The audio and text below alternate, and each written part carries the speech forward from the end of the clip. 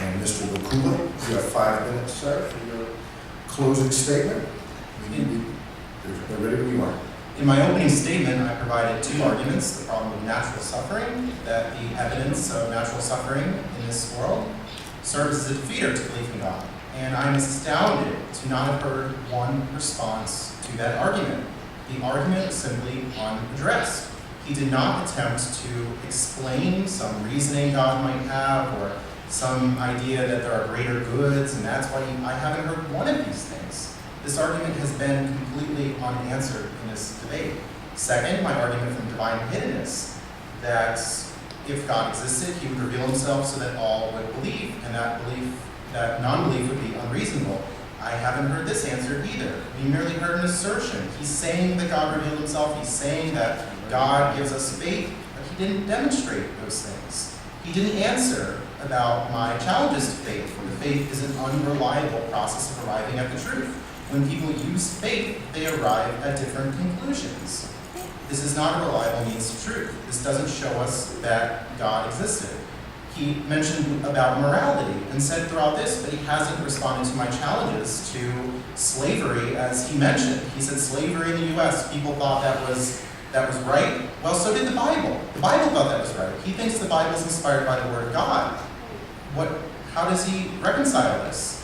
And it's not up to me to give an accounting for morality. It's up to him to demonstrate how God exists if objective moral values exist. He also needs to demonstrate that objective moral values exist, but he hasn't done this. I've heard many assertions throughout this debate, but not an explanation for these things. He says about faith, that I have faith, that I sit down in my chair. Well, this is very much different than belief in God, merely trusting or merely coming to a belief. I have good reason to believe that this chair was sturdy. I don't think that the chair was put up here to dupe me and that I would fall through it and there's a trap door behind it. I'm not doing that. When he has faith in God, it's very much different than me trusting a chair is stable. It's certainly not immaterial, and I have good reason to suggest that the chair won't collapse. This is very much different. He's playing with words here. He's equivocating. He says something tells us that something is right and wrong. How is that God? How does he know? We haven't heard an accounting for that. So I think with the problem of natural suffering unanswered, we can reasonably believe tonight that the evidence of suffering throughout the world by natural disasters serves as a defeater to belief in an all-knowing and all-loving God, without explanation for why people don't all believe. I think it's reasonable for us to believe that an all-loving, all-knowing God, all-powerful God, does not exist. We really haven't heard responses to these answers tonight. We've heard many assertions about first causes, about cause and effects. I haven't heard an explanation for that. Merely saying that we're here for this debate and there's a cause for us being here, he's playing with words again, he's equivocating. A cause for us having a reason to do a debate is a lot different than ontology, how something exists. It's very much different than that. It's very different than something metaphysical. We have this debate for reasons, and we can show us these reasons, and we can demonstrate why we had this debate, and of course we're here today. But with faith, we can't demonstrate that God exists through that. Merely asserting, saying that God revealed himself in the Bible, his character is harmonious with the Bible, this doesn't get us there. He hasn't answered the challenge about why belief in God is more reasonable, the Christian God is more reasonable than other gods. When people use faith, we see that it's an unreliable process. We arrive at different conclusions. So without an answer to the problem of natural suffering, without an answer to the problem of divine hiddenness, I feel that this debate has been very one-sided. Thank you. Thank you, Mr. Vaculla.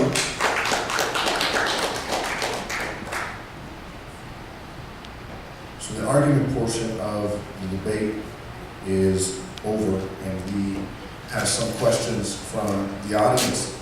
Some are addressed to both of you. Some are addressed to you as individuals.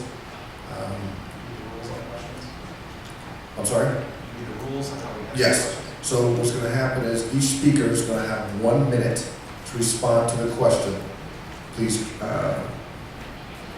yes, 1 minute to answer the question. So I'm going to start the timer after I ask the question. If the question is directed to both of you, we'll just allow you, Mr. Vaculla, to start, and then Rev Brewster, you can answer it. The first question, however, is for you, Justin. And it says, are you willing to listen to the scriptures regarding suffering? And a comment I too found it difficult to believe in a quote, unquote, good, all-loving God until I understood biblical suffering. Well, I brought up the argument regarding natural suffering, the problem of natural suffering, and from Pastor Brewster, we haven't heard a response to this, so perhaps he'll use his 1 minute in the question and answer session to respond. I'd like to know what those scriptural responses are. We could have dealt with them during the debate, but I haven't heard them from Pastor Brewster. The problem is that we have this idea of an all-loving, all-knowing God. What we see in the universe is very not harmonious with that. We see tsunamis, earthquakes, volcanic eruptions, tuberculosis, all these other things, which does not seem to be something in the character of such a God that Pastor Brewster supposes. So perhaps we'll hear some scriptural explanations, but we haven't heard them from the debate. So for purposes of this debate, the argument went completely unanswered. Thank you, sir. Pastor Brewster, you have 1 minute, excuse me. The existence of God is not predicated on our understanding of why he does what he does, why he allows what he allows. That is why I have not addressed that, because the topic is the existence of God. Does he exist? We can have other discussions maybe some other time on perhaps what are some of our understandings of why there are natural disasters, but I want to say this, that we are limited beings, and that we do not hold the capacity of understanding all that God does. Some of what he does, he has revealed. Other things that he does, he has not revealed. And faith does not require that we have all of the answers in order for us to believe. And so tonight's discussion, again, it was on does the Christian God exist, not necessarily on how to explain natural suffering and all the other things that he does, or why he does those things in order to prove his existence. That's not necessary. You don't need to know. Oh. Thank you. I'm worse than the Oscars. Red light, shut it down. Shut it down. Reverend Brewster, I'm going to start this question with you, sir. And you'll have 1 minute to respond. Comment is this: slave owners were some slave owners were overtly Christian. Can you explain how they had slaves and had moral absolutes?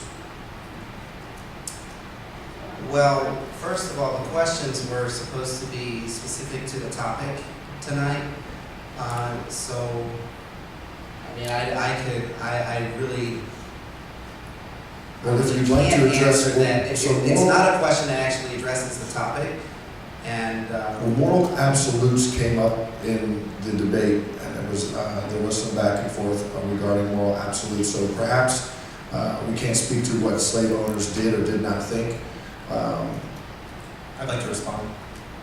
Okay. Please, ceding his time.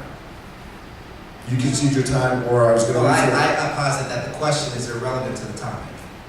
Well, I think that question is very much on topic, because Pastor Brewster is suggesting that God is the grounding for the subjective morality, but yet the Bible condones slavery. It gives rules about slavery, that if you beat your slave and he gets up in a certain amount of days, then that's just okay, but you just can't kill your slave. This doesn't seem to be something that's the handiwork of this all-loving being who communicated with people, as he says. This is a problem with the moral argument, that when the lawgiver is shown not to be the grounding for morality through what we see in the Bible, he presupposes from God, this is a big problem.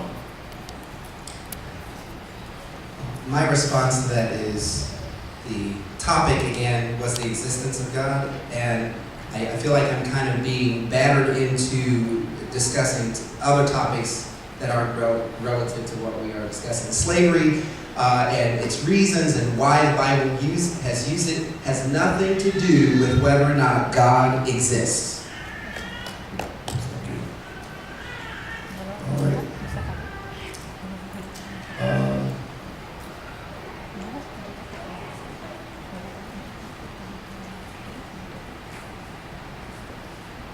Well, gentlemen, the truth is, a lot of these questions from your audience are more questions around, I think, curiosity. If I was to pick one that was around just the topic of does God exist, I'd be hard pressed to find a question that deals with that All right. alone. Want to hear questions? So Okay, here's what I will. go ahead. So here's what I will do. I will do my best to go off the information that we have all heard tonight, and then bring up questions that might relate to either questions you suppose to one another, or propose to one another, or answered in your argument. Is that fair? Okay. I'd like to hear the questions on the cards. No. Well, Maybe we could test them. Sure, go ahead. Go ahead. No. so here's what we'll do. And Justin, we'll go back to you for this one. And it's a question that asks, if God does not exist, I'm sorry, yeah, let me just make sure I have this correct. So if God does not exist, what drives man to do right or wrong? Well, for purposes of debate, Pastor Brewster brought that up, but I think it's necessary for him to demonstrate that right and wrong comes from God, but we haven't heard that. We heard, well, it's consciousness, it's faith. We've heard assertions, but not demonstrations of this. My lack of providing that does not mean that God exists. But I think that Pastor Brewster in the debate provided a false dichotomy that either we have morality from God or morality is relative. But I don't think that that's the case, and he needs to demonstrate that for his moral argument that he's providing. We can look to philosophy, we can look through the history of thought, and we've had a great deal of revolution in looking at things like slavery, and we found that that is wrong, and that it's not something we want to do. It's hard work, it's not easy, there's moral progress over time. Much of what we're doing today, I would think, will be harmful, but we need to have an accounting for how morality leads to God, and I don't feel we have received that during this debate. My question, how would you know that it's wrong?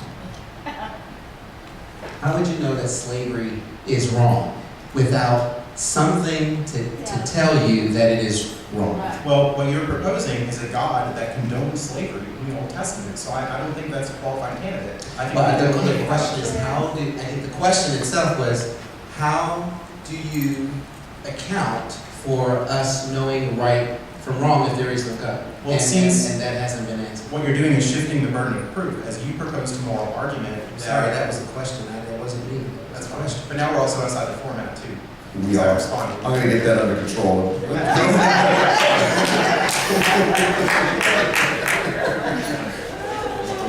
Where's my wife? We need her.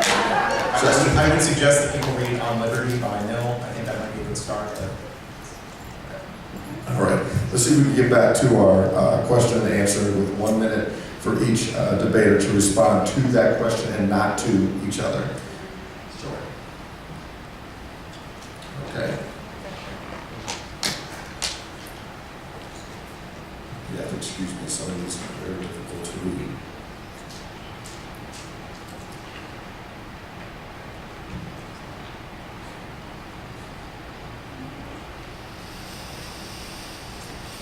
Okay.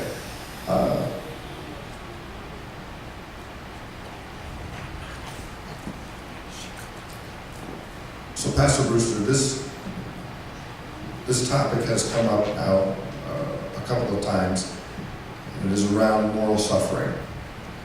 There seem to be a lot of questions around that, and you have addressed it. Would you like to hear this question? Sure. It says, Pastor Brewster, please take some time to address the problem of human or natural suffering, and then how do you reconcile this with the existence of God? Well, I would say, given the premise that in order for one to believe in God, he has to use faith. Once one uses that faith, then he also trusts what God's word, what God has to say concerning his word, which he says it is true, it is right for all knowledge, for reproof, for correction, for understanding of all things. And when we understand that truth and we begin to read its contents, we find that God has purpose for, or uses rather, suffering within the scope of his divine purpose. We understand through the scriptures that God does not cause suffering. that is caused by his adversary. However, God does use suffering in the larger scope of his will being accomplished in the earth. Sure. This idea that we are limited beings, we don't hold the capacity to understand God, seems to be quite the skeptical part here that would lead Pastor Brewster to agnosticism about God's character, and even moral agnosticism. Well, if we just can't know why God would do something, then why do we avoid floods? Why do we avoid earthquakes? Why do we mourn? For all we know, this could be part of his plan, his divine plan. This is a good thing. Why do we mourn? We should be happy. We should be out like the Westboro Baptist Church. Thank God for the earthquakes, or however it would be. If this is part of God's plan, God is good, God's plan is good, then why lament about natural suffering? We should love it. The Indian Ocean tsunami in 2004, it killed about 150,000 people. What a plan from an all-loving being. To say, oh, well, for all we know, there might be a reason. Well, this makes his belief unfalsifiable, that there can be no evidential challenge to his belief. And this lands theism in quite the problem. We can also pull this for other religions, like Scientology. People say, well, there's a problem with this. Oh, well, you just can't understand because your comprehension is not big enough. And it really leads it to be unfalsifiable. Thank you, Justin.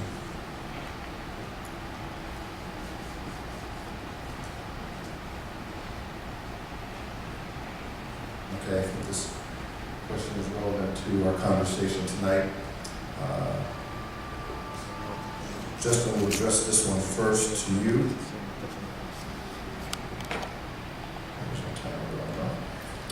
Justin, why does the good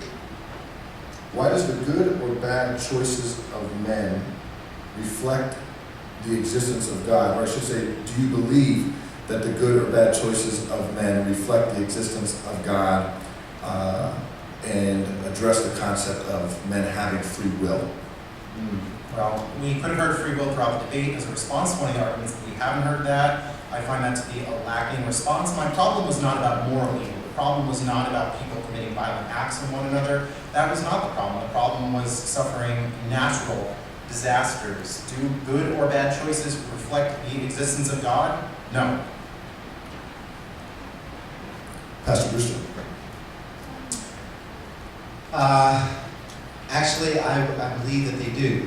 How would we know how good something was if we didn't experience bad? We couldn't know if good was good or bad was bad if we didn't have the both. I believe that within God's design, and I want to be clear that I never said that these bad things are a part of his plan. I said he uses them. There is an adversary to God who wills to do evil to mankind, but God uses those experiences for his ultimate plan or purpose. So, did I? You have 13 seconds. I don't know if I got to the question or not. All right, gentlemen, I will say this. There are a lot of interesting questions here. And again, a lot of them are curious in nature towards your personal beliefs or stances. So they are not really relevant to the argument. So I'm going to read, for an example, a type of question which most are that I'm receiving. And perhaps not for the matter of debate, but perhaps for the matter of speaking on your own behalf. You guys can decide to do that or not, but I'm just going to read you an example of a question that I'm getting. So one,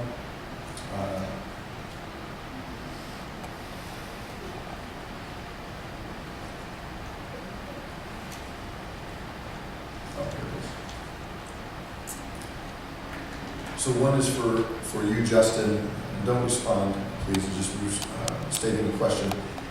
Mr. Vaculla, have you ever believed at one time that there was a God, for instance? Curious about your thought and history.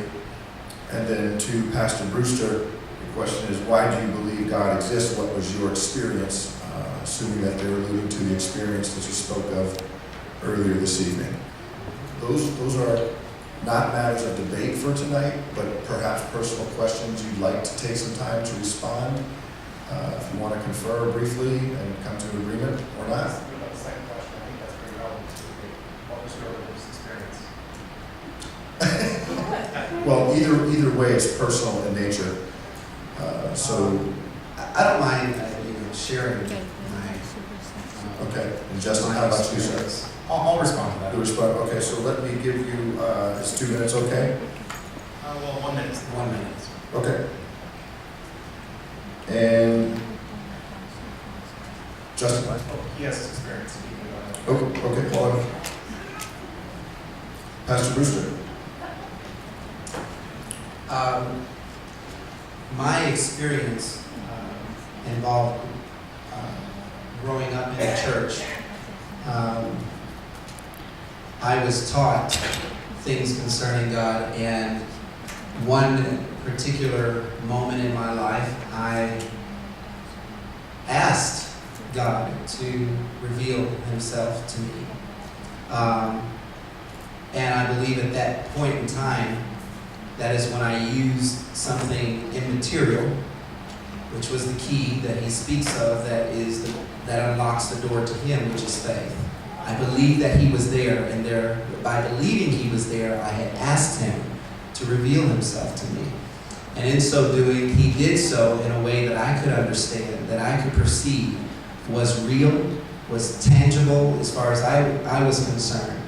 And that showed me that God exists. Now, you will... Time's up, sir.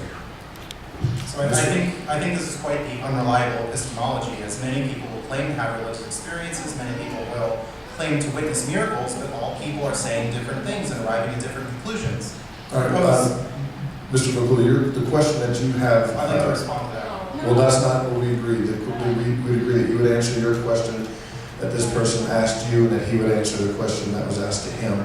The question this individual wanted to hear an answer from you is, have you ever believed at one time that there was a God?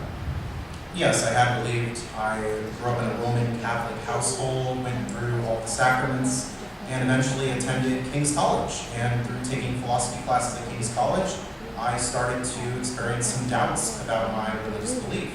And I then became concerned about whether my beliefs were justified and true. After some investigation, after talking with many of the pastors, many of the theologians on campus, and doing a lot of investigation on my own, I came to the conclusion that my beliefs were unjustified, and that I was more concerned with truth rather than tradition, faith, or anything like that. Thank you, Justin.